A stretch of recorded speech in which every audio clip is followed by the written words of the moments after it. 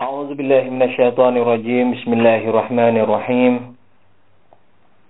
Astaghfirullah rabbi wa atubu ilaih. Walhamdulillahi rabbil alamin. Tsumma ssalatu wassalamu ala asyrafil anbiya'i wal mursalin, habibina wa habib rabbil alamin Abil Qasim Muhammad wa ala alihi at-tayyibin at-tahirin al-ma'sumin al-muntajabin. Allahumma antikni bil huda wa alhimni at-taqwa. Amma ba'du, assalamualaikum warahmatullahi wabarakatuh. Para pemirsa yang beriman di mana saja Anda berada, semoga tak kurang satu apapun.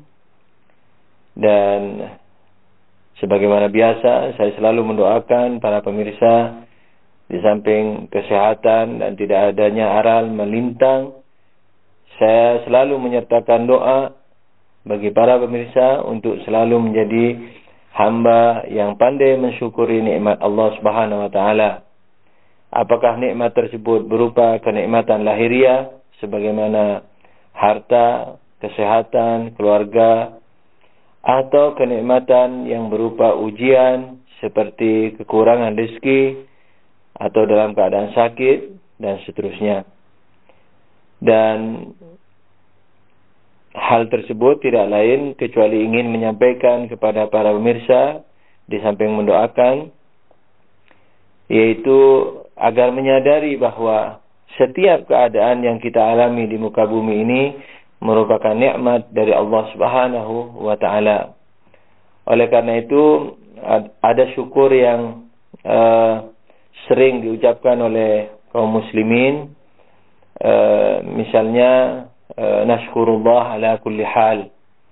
Saya bersyukur kepada Allah atas segala keadaan. Atau nashkurullah fi kulli ni'amihi wa niqamihi, misalnya. Yani dalam segala situasi saya mensyukuri nikmat Allah, yakni fi ni'amihi wa masalan dalam segala nikmat atau dalam segala ujiannya. Ala kulli hal, sebagaimana biasa, izinkan saya bertabaruk dengan hadis Rasulullah sallallahu alaihi wasallam sebelum meneruskan kajian kita strukturalisasi akhlak. Rasulullah bersabda, bismillahirrahmanirrahim, man igtiba indahu akhuhul muslim wastata'a nasrahu falam yansurhu khazalahu Allah fid dunya wal akhirah. Man igtiba indahu akhuhul muslim wastata'a nasrahu falam yansurhu khazalahu Allah fid dunya wal akhirah. Yang kurang lebih artinya, barang siapa yang mendapatkan seseorang menggunjing orang lain di hadapannya, menghibah orang lain di hadapannya, orang lain muslim, dan ia yang mendengar ini tidak melakukan apa-apa, tidak menolong muslim yang digunjing tersebut, tidak menolong muslim yang dighibah tersebut, maka Allah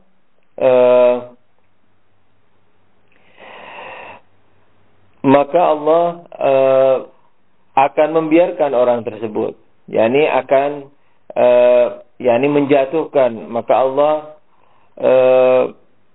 akan membuatnya ia sendiri, khususnya nanti di akhirat, yakni tidak ada yang membela. Oleh karena itu, kalau kita mendengar seseorang menggibah orang lain, muslim yang lain, maka kita kalau bisa membantu, harus membantunya.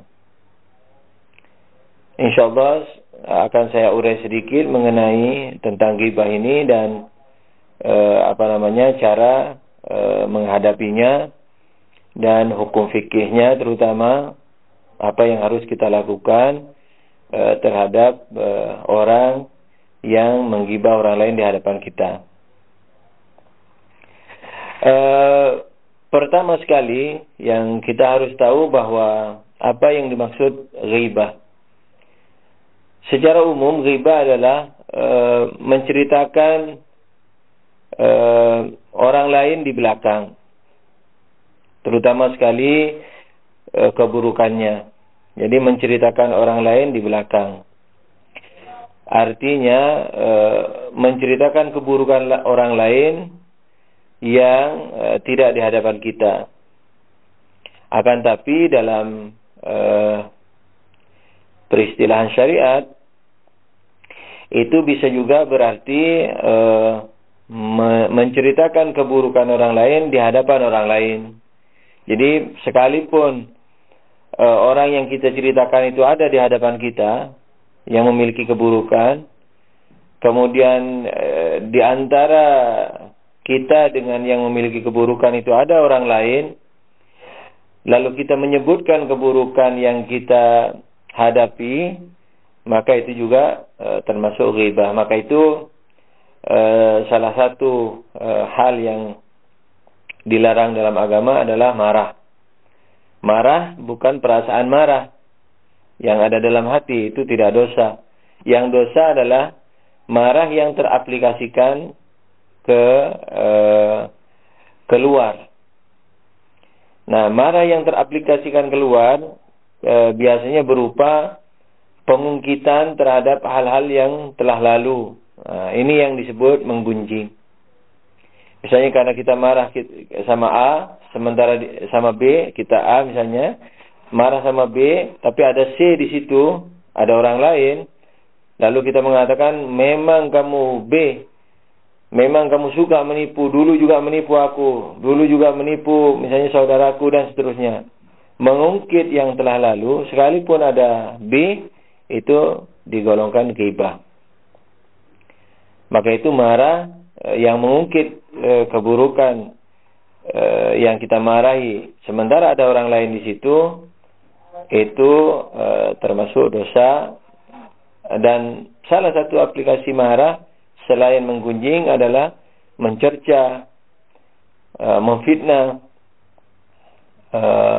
mengejek-ngejek, mengolok-olok dan sebagainya. Kembali kepada masalah insyaallah nanti masalah marah ini kalau ada izin dari Allah kita akan bahas. Mengenai ghibah ini yaitu menceritakan apa yang dilarang dalam agama, yakni menceritakan sesuatu yang tidak disuka, yang berupa keburukan. Ulama juga memasukkan bukan hanya cacat akhlak tapi cacat badan juga begitu. Misalnya itu si pincang, nah, itu termasuk sebagian ulama memasukkannya ke dalam ghibah. Sekalipun kenyataannya pincang, tapi pengungkitan yang tidak disukai itu sebagian ulama menggolongkannya ke dalam ghibah. Nah, ghibah secara umum adalah menceritakan keburukan orang lain di belakang, yang diharamkan sudah tentu. Nah,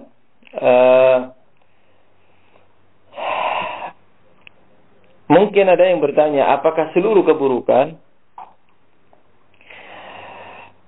Sebab kadang-kadang orang mengatakan ketika kita nasihati, wahai fulan kamu jangan menggunjing. Dia mengatakan ini kenyataan. Dia mengatakan, yakni si penggunjing mengatakan kepada kita ini kenyataan. Nah, sering saya tabrak, nasihat dengan tabrakan. Orang yang mengatakan seperti itu. Saya katakan apa? Kalau kamu yang kamu ceritakan ini bukan kenyataan, itu namanya fitnah. Menggunjing yakni yang berupa kenyataan. Dan jangan lupa para pemirsa bahwa ini adalah hukum ini merupakan kasih sayang Allah. Bayangkan, sebesar apapun dosa orang tidak boleh diungkit di tempat lain. Berzinakah, mabukkah, apa saja. Tidak boleh diungkit oleh orang lain di belakang atau di depan kalau ada orang lain lagi, sebagaimana tadi disebut. dalam contoh marah. Jadi menggunjing merupakan suatu perkara yang membuka aib seseorang. Sementara Allah sebagai Sattarul Uyub, sebagai penutup kekurangan, Allah ingin menutup kekurangan hamba-hambanya. Sudah tentu Allah memiliki tujuan, di mana Allah sendiri yang tahu, karena Ia Maha Tahu, dan Ia pun yang menyengaja membuat hukum ini. Kita hanya bisa merabanya. Salah satu rabaan kita adalah membuat peluang kepada pendosa tersebut untuk bertaubat. Tapi kalau keburukannya itu sudah menyebar sekampung, maka dia semakin pesimis untuk melakukan taubat, karena sudah kadung basah istilahnya. Oleh karena itu, kalau kita menutupnya, maka dan itu merupakan kewajiban, bukan kewajiban akhlak, tapi termasuk fikih, karena dosa. Kalau membongkar, orang yang punya kesalahan tidak terbongkar di kampungnya misalnya, atau di kantornya, maka ia ada kemungkinan atau peluang yang luas untuk bertaubat. Nah, apakah mungkin ada yang bertanya, apakah tidak memiliki syarat-syarat lain? Sudah tentu memiliki syarat-syarat lain. Ghibah ini merupakan sebagaimana tadi menceritakan keburukan di belakang orang lain. Tapi keburukan ini adalah keburukan yang umumnya membuat pelakunya malu. yakni yang pelakunya tidak ingin keburukannya itu diketahui orang. Seperti misalnya mabuk di kamarnya misalnya. Nauzubillah. Atau melakukan perbuatan lain tersembunyi, dia malu kalau ketahuan orang misalnya. Nah itu kalau diungkit di tempat lain itu namanya ghibah. Tapi kalau ia melakukan dosanya itu atau keburukannya itu terang-terangan, misalnya di jalan, mabuk di jalanan, berbuat mesum di jalanan misalnya, maka ini sudah keluar dari hukum ghibah.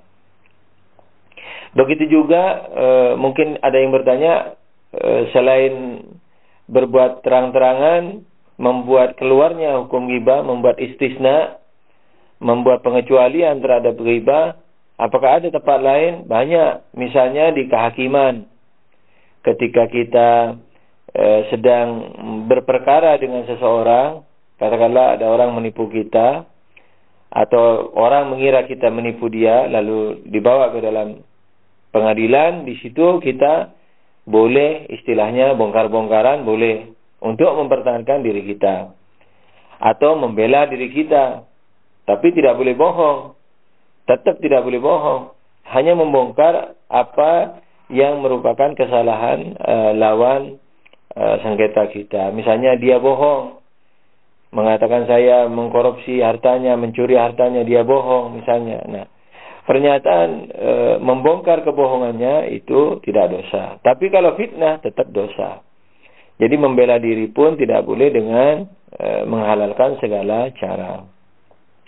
Apa ada istisna yang lain, pengecualian yang lain? Sudah tentu ada. Misalnya menasihati teman kita. Katakanlah kita mau menasihati B supaya tidak ditipu oleh C. Karena C bisnismen tapi suka menipu. Dia telah menipu kita atau pernah menipu teman kita.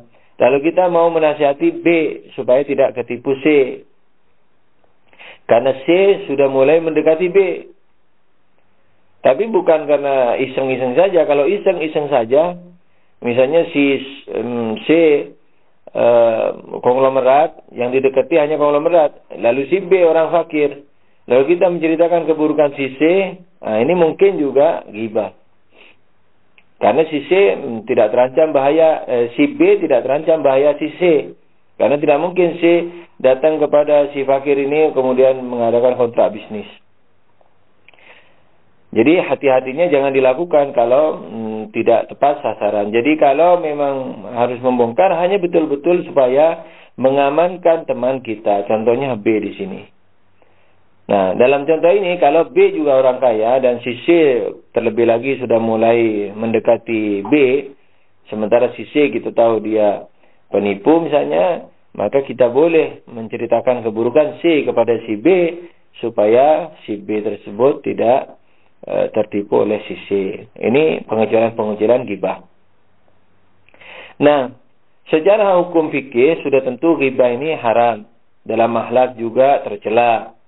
Jadi bedanya bahasa akhlak dan haram itu, kalau bedanya bahasa fikih dan akhlak, kalau fikih bahasanya adalah haram, wajib, sunnah, mubah, makruh. Nah, itu bahasanya. Salah satu perbedaannya. Perbedaan bahasan-bahasan akhlak dan bahasan-bahasan fikih. Kalau bahasan fikih istilahnya haram, wajib, makruh, mubah, sunnah. Di mana seluruh kehidupan tidak ada yang keluar dari 3-5 hal ini. Jadi seluruh objek akhlak pun termasuk objek fikih. Misalnya tersenyum, sunnah.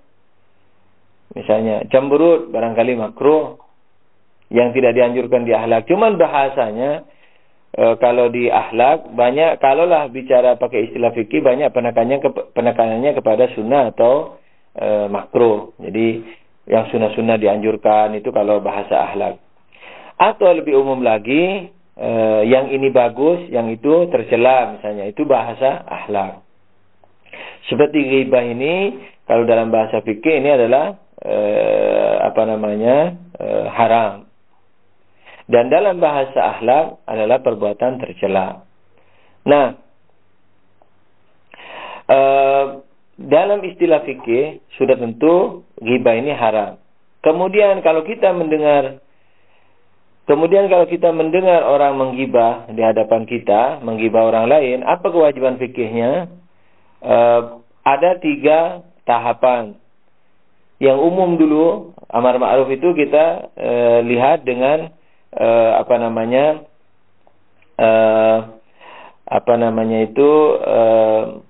istilah yang dulu sekali sebelum kita mengenal Ahlul Bait. Amar ma'ruf itu 3 tahapan, dimulai dengan tangan. Beramar ma'ruf dengan tangan, kalau tidak mampu dengan kata-kata, kalau tidak mampu dengan hati. Jadi dengan tangan dulu, misalnya misalnya membawa orang itu keluar kamar misalnya yang menggibah ini. Kalau takut misalnya tidak mampu dengan itu, berkata dengan kata-kata, misalnya jangan menggibah. Kalau juga takut dengan hati, dan itu selemah-lemah iman. Tapi yang umum di Ahlul Bait kebalikannya. Amar ma'ruf dengan hati dulu, dengan yang sedikit dulu. Kalau dulu yang kita dengar dengan yang banyak duluan, dengan tangan dulu. Kemudian kalau tidak mampu atau takut, dengan mulut.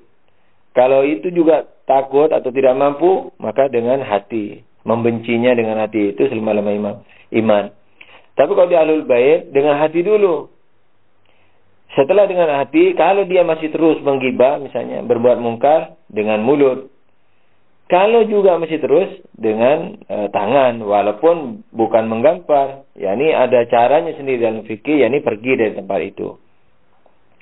Nah, mungkin ada yang bertanya, bagaimana beramar ma'ruf dengan hati? Menunjukkan tidak suka, mukanya mencemberut, tidak mendengarkan omongannya. Misalnya dia bicara dengan kita, lalu kita dingklu atau melihat ke tempat lain begitu, supaya dia mengerti kalau kita tidak mendengarkan omongannya. Itu amar ma'ruf dengan hati. Jadi tidak langsung dengan amar ma'ruf yang besar, harus dengan yang kecil dulu. Kalau yang dengan yang kecil ini cukup, dan dia sudah berhenti, sudah mengerti, maka sudah cukup.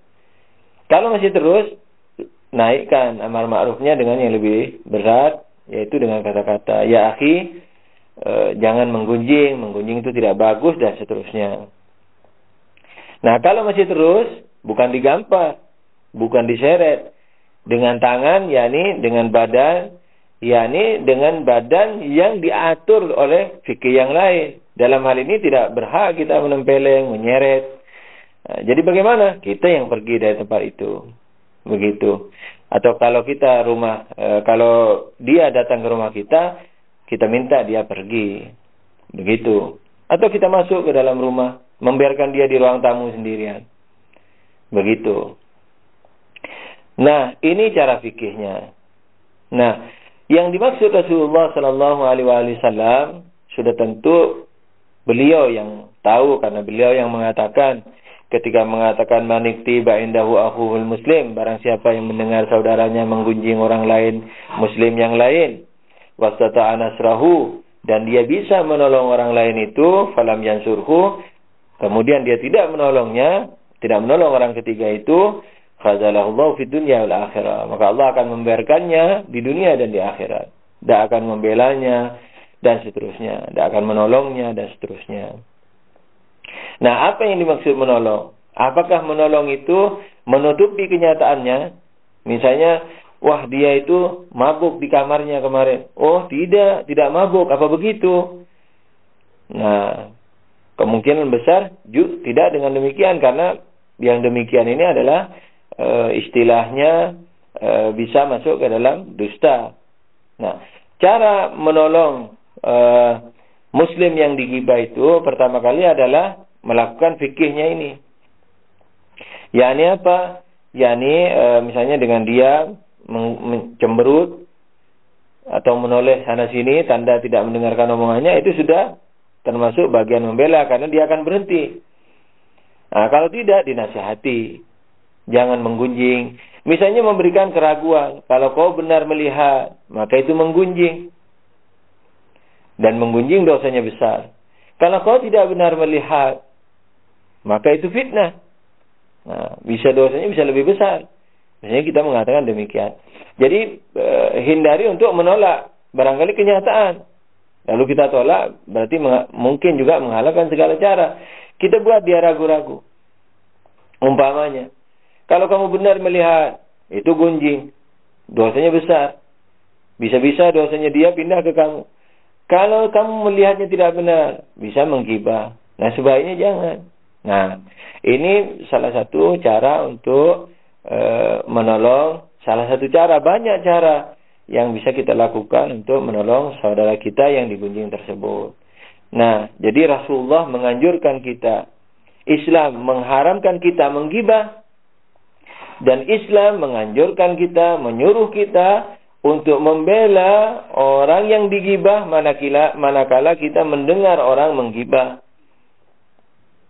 Nah, dengan cara aturan fikih dan juga dengan cara akhlak yang misalnya katakanlah seperti memberikan keraguan-keraguan tersebut.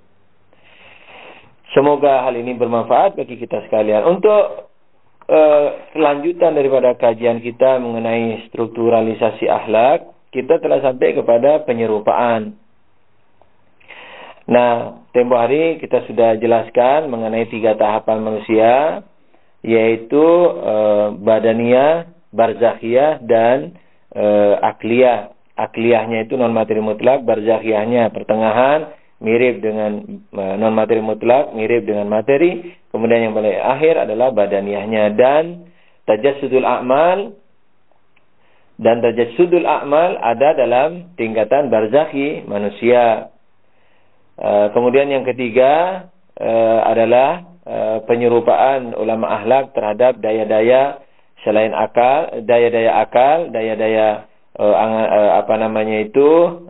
syahwat dan emosi. Dan ketiga hal ini sudah diserupakan dan sudah penyerupaannya sudah diterangkan. Yang akal Ratu Adil, yang emosi diserupakan dengan anjing, kemudian yang syahwat, kelezatan diserupakan dengan babi. Dan alasan-alasan penyerupaannya sudah diterangkan kepada para pemirsa, apakah itu dengan cara filosofis, apalagi terlebih kepada riwayat atau ayat yang sudah pernah kita bahas sebelumnya. Untuk yang terakhir kali ini adalah penyerupaan ulama akhlak terhadap daya wahmi. Nah, daya wahmi ini adalah daya angan-angan diserupakan dengan syaitan. Karena sifatnya syaitan adalah mengganggu Jadi apa yang mengganggu itu disebut syatana. Jadi syaitan itu istilahnya yang mengganggu. Yang mengganggu itu disebut syaitan. Iblis itu disebut syaitan karena mengganggu. Nah, daya wahmi ini itu diserupakan dengan syaitan. Karena dia memberikan angan-angan selalu. Iblis sendiri mengatakan dalam Al-Quran kepada Allah ketika menantang Allah untuk menjatuhkan manusia, katakanlah begitu. Atau salah satu pernyataan lah walhasil dalam Al-Quran dikatakan bahwa akan kudatangi manusia ini, urutannya mungkin saya salah menyebut urutannya, dari depan, dari belakang, dari samping kanan dan samping kiri, misalnya begitu. Nah, dari samping depan itu adalah angan-angan, yakni diterangkan dalam riwayat Imam Ja'far As-Shadiq alaihissalam mengatakan dari depan itu yakni angan-angan ke depan. Yakni misalnya sekarang kalau contoh sekolah ini, sekarang dia duduk di kelas 2 SMP. Misalnya, dia sudah mengangan-angan nanti mau kuliah di jurusan kimia misalnya, kemudian jadi fulan, mengangan-angan tiap hari. Mengangan-angan, ya, sehingga melupakan tugas hari ini. Nah, ini istilahnya angan-angan yang melupakan tugas atau kewajiban yang dihadapi oleh manusia. Nah, angan-angan seperti inilah yang disebut dengan istilahnya daya wahmi yang dimiliki oleh manusia. Kadang-kadang angan-angan kebalikan dari ke depan ke belakang, tapi tujuannya sama, melemahkan tugas kita hari ini, melemahkan pekerjaan kita kepada tugas hari ini. Misalnya, ada orang datang, tidak pernah ke masjid, tidak pernah sholat, dia datang ke masjid. Dia dulu pemabuk misalnya, datang ke masjid. Sampai di masjid, dia tidak bisa sholat, tidak bisa khusyuk sholatnya. Kenapa? Karena diangan-angankan ke belakang oleh iblis. Misalnya dikatakan bahwa kamu ini dulu pemabuk, sudah terkenal sekampung, sekabupaten sudah mengenal kamu. Alah, buat apa kamu ke masjid lagi, atau ke masjid juga, walhasil dan seterusnya. Nah, angan-angan ke belakang ini yang sifatnya melemahkan kita kepada tugas hari ini angan-angan yang negatif. Ke depan juga begitu, angan-angan ke depan yang melemahkan kita kepada tugas hari ini, itu angan-angan yang negatif, yang tidak matlub, yang tidak dianjurkan dan membahayakan. Nah, oleh karena itu daya wahmi ini sangat berbahaya dan pekerjaannya ringan, tinggal duduk, apalagi yang merokok, paling asik itu kalau sudah merokok dengan hayalannya atau sendirian dengan hayalannya dan seterusnya. Jadi penyerupaan para ulama akhlak itu kepada penyerupaan ulama akhlak terhadap daya wahmi ini kepada syaitan, dan dia selalu memberikan angan-angan, baik pejabat, baik yang akan menjadi pejabat, baik rakyat. Angan-angan selalu berkecamuk pada manusia. Kalau angan-angan itu adalah batil, sudah jelas itu syaitan. Kalau angan-angan itu tidak batil, yakni benar, tapi melemahkan tugas kita hari ini, itu juga syaitan. Semoga Allah menjaga kita dari segala mara bahaya lahir dan batin. Ini yang saya maksudkan dalam doa. Kalau saya bilang mara bahaya lahir dan batin, nah batin ini seperti perkara-perkara psikologi yang sedang kita kaji ini. Mudah-mudahan Allah selalu menjaga kita dari segala keburukan dan memberikan taufik kepada kita kepada seluruh kebaikan. Amin ya rabbal alamin. Allahumma shalli ala Muhammadin wa alihi tahirin. Wabillahi taufiq wal hidayah. Wassalamualaikum warahmatullahi wabarakatuh.